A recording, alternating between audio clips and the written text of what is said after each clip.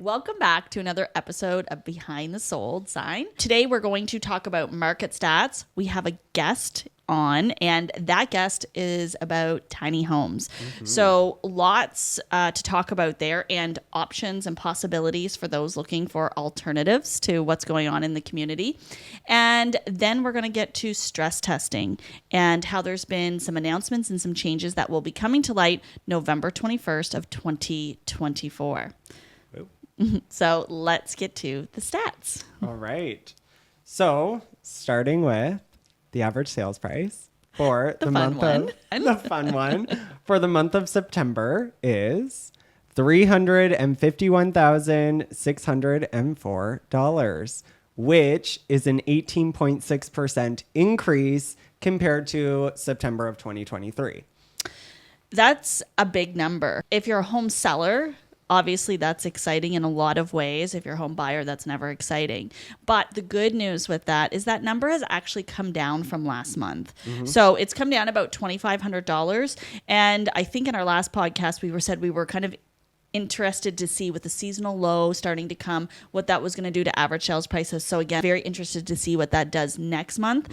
But it has come down slightly, even though it has increased from last year over 18%. Yeah. So last month we were sitting at $354,079. And again, this year we're at $351,604. But for the year to date average sales price, we are at $338,187. So that one has still climbed by 10.7%. Yeah. Again, we knew that these numbers were going to climb. We know that the average over the course of the year is going to be up over last year. Those CMHC predictions were out. We talked about that at the first of the year in our podcast, how we knew that the numbers were going to climb. What I'll be interested to see is that number of 10.7%, if that number is going to actually start to decline while we hit the end of the year. Yep. So it'll be interesting to see what happens with that.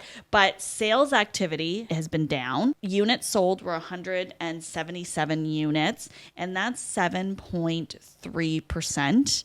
compared to last year at the same time.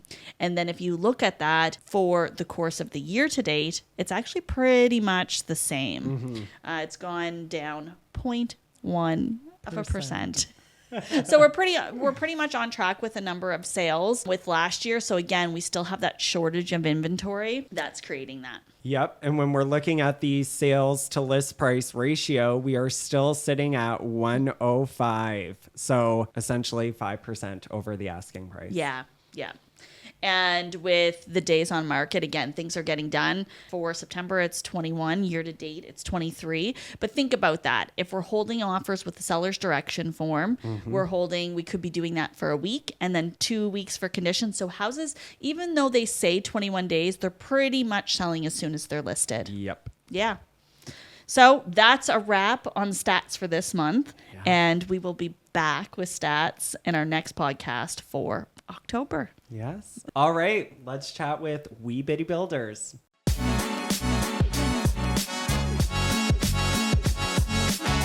Welcome to Behind the Sold Sign podcast. Today we have Leo here with us. Leo, can you just give us a little bit of insight of who you are and what you do out in the greater St. John community? Yeah, absolutely. Yeah. So thanks for having me. I appreciate you guys having me on. Basically, my wife and I started a company called Wee Bitty Builders, Incorporated. We build tiny houses. So we started in 2016, and we first started just we built a tiny house in our driveway. Our first one, we were fans, watched it on TV, and like everybody else, it became a tiny house. We loved them. So once we started building one, the interest was amazing. We had people, we lived on a dead end street, and we had people coming down and asked if they could have a look at it. Could they come inside? And she posted pictures, on Facebook and social media. And we had CBC News, CTV wanted to do stories. They wanted it again. So it really kind of took a life. That was 8 years ago. And since then, it's kind of taken on a life of its own. It's, after that, it just got, and I think the housing, the issues and that kind of thing have helped as well, too. But the interest has been, really through the roof, really. So, yeah. Well, I think that's one of the things here is that you're able to provide a product and service that we're missing right now that we need in real estate. And we just feel that there's not enough people out there that know about these types of products. So we're so excited and happy to have you on today. Yes, no, that's Yeah. great. Yeah. So on that note, Leo, if you don't mind explaining, what is a tiny home? So usually they say a tiny house is anything under 500 square feet. So we've built them anywhere from, we've had them as small as 12 by 8, which is, very small. And we're working on one right now that's 51 by 10. So it's a little over what's considered a tiny house. So, so anywhere from 120 square feet to 500 square feet is considered tiny. And that's the square footage. Then we have some restrictions that we work in as far as heights because a lot of our tiny houses are on wheels. So we have Department of Transportation limits for height and widths and that kind of thing that we work within. So, but that's the gist of it. And then the whole idea is to try to fit in as much necessities of what people need in that tiny space, which is always a challenge, but it's fun. That's kind of why I started doing it. The creativity and the fun part of it is fun. Yeah, making every square inch count. Yeah. Right. Oh yeah, no, it does. Yeah. Yeah. And we custom build too. So the homeowners get to, they get a say in it as well. So we learn from them. Sometimes they'll come to us with ideas that are kind of a little out there, but we try to make them work. And then you learn, oh, that's a good idea. We can make that work. So, and we use it on the next one. So what's your most popular size that you sell? probably the 24 by 8 is the one that we've done. 24 by 8, 25 by 8. It's kind of mid-range price wise, and it's a good size. Like it's comfortable. It's not too big, not too small, kind of. So that's been the most popular one we've done so far. And what is the type of consumer for this product? Pardon me? What type of consumer? Like, is it living full time? Is it cottage life? What's the use do you find? We found it's been kind of a mix, really. We've sold quite a few to like retirees that are, looking for a small place to, they sold their big house and are looking just, and we sold to couples, like we sold for cottages and, so it's kind of a mixed bag, really, of young and old, and kind of some people use it for cottages, and others it's been for homes as well. So it's kind of a mix, really. And we're hoping to get in more of for the new home buyer, for that first home for people where it's just hard to get nowadays. So we're trying to kind of get into the, for that market as well too. Right, and almost bridging that gap so it's not so unobtainable. Yeah. Yeah. And I noticed looking at your social media page that you actually do some bigger homes too upon request. Yeah, we have. Yeah, we've done some larger ones for sure. So, well, I mean, we'll build pretty much anything that, okay. As long as I guess our tiny houses are kind of our main thing that we've done. Right. But we do build the odd larger home as well. But that's kind of I our just niche that we're doing. Yeah. I just wanted to ask you that question because again, it's you don't have limitations on what you're doing. That you have your primary focus, but you will get bigger with things if the clients want it. So again, I just thought that was a great focus. Yeah, for sure. Yeah. And when it comes to the tiny home placement, what do you typically see? Are people purchasing their own land and putting them on it? Are there tiny home communities? You did mention cottages, so just kind of trying to let people understand what they would do if they were interested and wanted to purchase one. Yeah, for the most part, it's people that bought their own property and they put in a well and septic, or we've done some off-grid models as well that you can do with, composting toilets or incinerating toilets. But for the most part, people have bought their own property and put it on. We have talked to different developers over the years about, putting in like tiny home communities or parks and that kind of thing. But so far it's been just a lot of talk, and we haven't really had that here in New Brunswick as much as in other provinces. They have some. I know Fredericton has the one that the 12 neighbors, they have that there. And I think St. John's considering one of those here, which is great. But as far as for the most part for us, it's been people on their own property and no parks yet, but we're working on it. We're hoping to get a developer involved and we can do something like that. Yeah, that would be awesome. Yeah. And then if you can just kind of guide us, what does the process look like from order to delivery? What does that whole process entail? Well, I guess the first thing for when somebody comes to see us is kind of get an idea what their budget is, kind of what they're what they're looking for, what they want to spend, and then from there you work on design. So we go right from we've had people come to us with just something they've drawn out on loose leaf, or and said, this is kind of what I'm looking for, and we work with that, and then we start figuring out the placement. Where is it on the property? Do you have a view? Do you need windows? Where do you need them? So start with that. That's the basics, and then from there it's we kind of lead them up. We don't want to give them too much. You ask them too much all at once, it's kind of overwhelming for people. So we kind of, as we need, okay, what do you need for paint colors? What would you like for this, or flooring, or cabinets, and kind of just work with them through the process. And eventually, I mean, we've built well over, I think we're in mid 60s now of the houses that we built, and no two are alike. They're all unique because we work with the customers. And so there's some that are similar, but they're all unique to each individual. There's no cookie cutter houses here at all. It's all, everyone is unique. So. And people like that, and that's a part of it. What we enjoy as well too is the whole customizing thing. And nobody wants to build the same house every day or the same thing, so it kind of makes it interesting and keeps it fresh. Building something new all the time. So once they place the order, it usually takes about 6 to 8 weeks to build a house, depending on what we have ahead of us. So once we pull the trailer into our shop, it takes about 6 to 8 weeks to do that. Now, sometimes right now we're taking orders for next spring. If somebody wants orders for next spring or summer, we're taking orders for that time frame. So. That's awesome. Wow. Yeah. And you guys, you have options for delivery or not to have delivery. The client can pick their own delivery or have you guys deliver for them. Is that correct? Yeah, we have options for them because we also build, we build tiny houses on wheels, but we also build tiny houses without the wheels. So it's a different delivery process if you go with wheels or without. So for the most part, we have drivers in Nova Scotia and in New Brunswick, which most of our houses have sold in those two provinces. So they deliver, to those two. And then if you go with an off wheel up, without the wheels, then it's a different, but we arrange it for them and set it up and have it all looked after so they can, so basically the house is set in place and they look after the hookup after that. So if it's well septic, they would have a plumber, electrician on site on their end that would do that and get everything fired up and working. And do you have where is your facility located for build? We're located on Ashburn Lake Road, 120 Ashburn Lake Road in St. John, right behind, just off of Rossa Avenue, across from Stresscon. And we've got about a 4,500 square foot space here. So all of our stuff's built inside. So we bring it in one door, the trailer's in one door, and they go out finish at the other side of the building. So they're kind of a low, kind of a production line, I guess, but not nothing too high tech, but just it goes in one door, out the other. Yeah. So it's built climatized then. You're building it. Is, yeah, that's right. Which so we don't deal with the rain or the snow or the heat or any of that stuff. So we can work 5 days a week and no problem at all.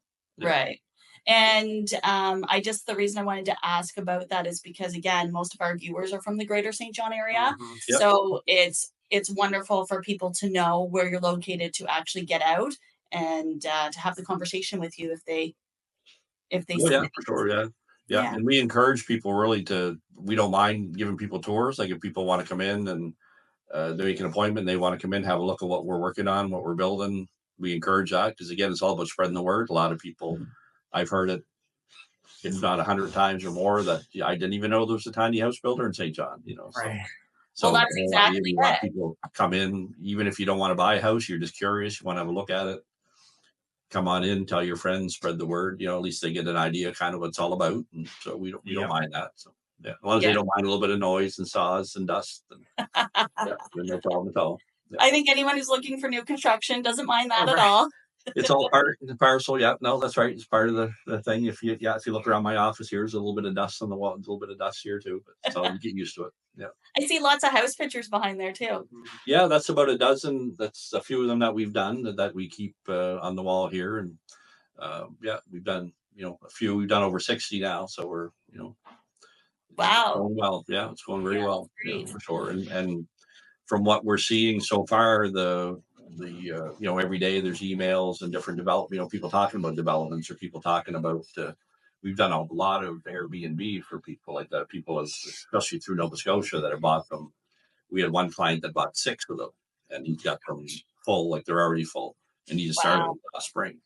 Well, I And think that those that have land, yeah, that have been sitting yeah, on their land for a while, yeah. and now with the house prices increasing the way that they are, it's giving people another opportunity for another business for Oh yeah, yeah, Airbnbs and things like that. And yeah, again, for I sure. know we said it before, but this again fills a need that is required in the real estate community right now. Yeah, oh for sure. He's like say he's bought 6, and he's ordering next. He said in the first of the year he's going to order 3 more because he's full.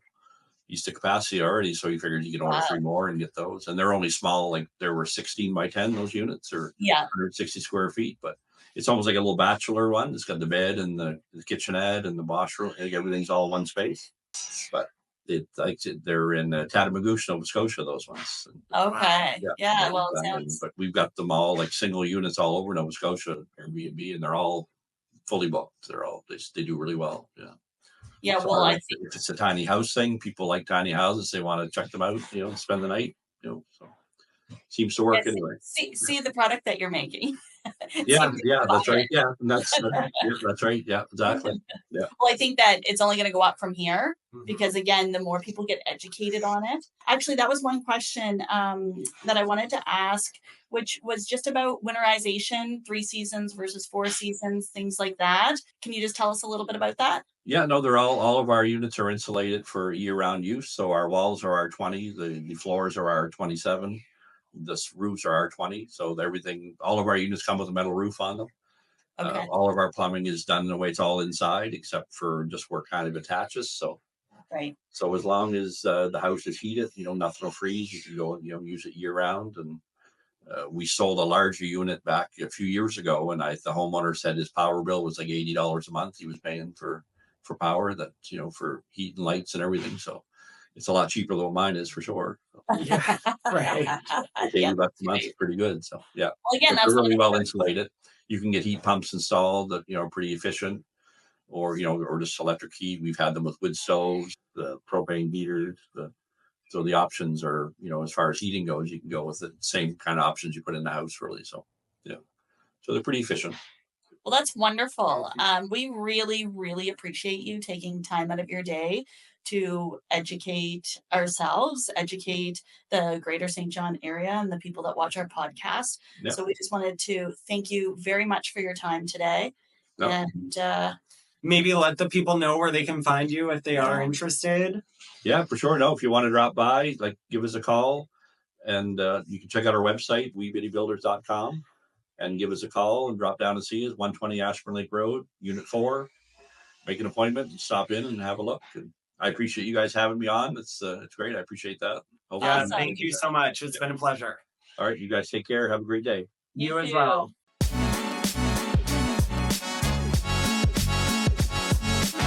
All right, and our next topic is going to be some changes to mortgage policies, and it's going to be around stress tests, how that's going to relate to mortgages and renewal of mortgages, and when that's going to actually come into effect. So first, let's just take a second and talk about what a stress test is for a mortgage. So if you've purchased a house in the last couple of years, you may be familiar with what a stress test is, but stress test is basically policies that were put in place to help ensure that when buyers were renewing their mortgages, and if they were going to be at higher rates, that they could still afford to buy those mortgages. And stress testing is based on the greater of 2 numbers. One is 5.25%, or the mortgage rate that you're given plus 2%. So in today's standards, let's just say you were given 4.5%, then you would need to qualify at 6.5% because that's greater than the 5.25%. So that is what the stress test is about. And so leading into that, let's talk a little bit about this new policy that's put in place that will be effective here in the next little bit. Yes. So starting November 21st, 2024, significant changes will take effect in Canada's mortgage policies that are particularly beneficial for homeowners with uninsured mortgages. The Office of the Superintendent of Financial Institutions, also known as OSFI, has decided to eliminate the stress test requirements for straight switches of uninsured mortgages. This means that when homeowners with uninsured mortgages, that is, those with a down payment of 20% or more, choose to switch lenders at the time of renewal, they will no longer need to Stress test. need to qualify for the stress test. This change is intended to make it easier for borrowers to shop around and secure better interest rates without the hurdle of requalifying under the stringent conditions. Yeah. So what we don't want people, when you hear this information, we don't want people to mistake the difference between renewing your mortgage and refinancing or new purchase. The stress test is not going away. Everything is going to remain the same there. You will still have a stress test. But if you are doing a straight renewal, so you're not trying to take equity out of your house, you are not trying to do like a heat lock, like a home equity line of credit, you are not trying to get a new mortgage. Everything, all the terms, the conditions are going to change, are going to remain the same. And you're just going to maybe go to a new lender. This is when that applies to you. So stress test not going away. The other thing that's important to understand is that people who've had their mortgages, we talk about this 20% thing. And a lot of people think of that when they purchase a house for the first time, like, oh, I'm putting 20% down. But there's also lots of people that have been paying their house down for years that have been stressed about where do I go now? Am I getting stress tested now because they've never been stress tested? This is who that's going to help. Absolutely. Yeah. So it is good news all around. Absolutely. It is going to make it more competitive in the mortgage industry. Bingo. When people are shopping around for those rates, Yes. which is better for the consumer. Absolutely. And then, like you said, those who are renewing their mortgage without changing anything can now waive that stress test. And because the wave of the stress test, and you just shed light on that, is that it makes things more competitive for the banks, which means if it's more competitive for the banks, it's the best. Yeah, it's more affordable for you. Absolutely. Yeah. So that's what's going on with the stress test. So thank you so much for joining us. Episode 17. I know. 17. Yes. They say podcasts don't last after 10 episodes. Is that what they say? That's the stat. Yeah. Oh. And here we are. Yeah. 7 episodes passed. So thank you guys so much for joining us, tagging along. We hope you learned something and enjoyed this episode. Thanks, guys.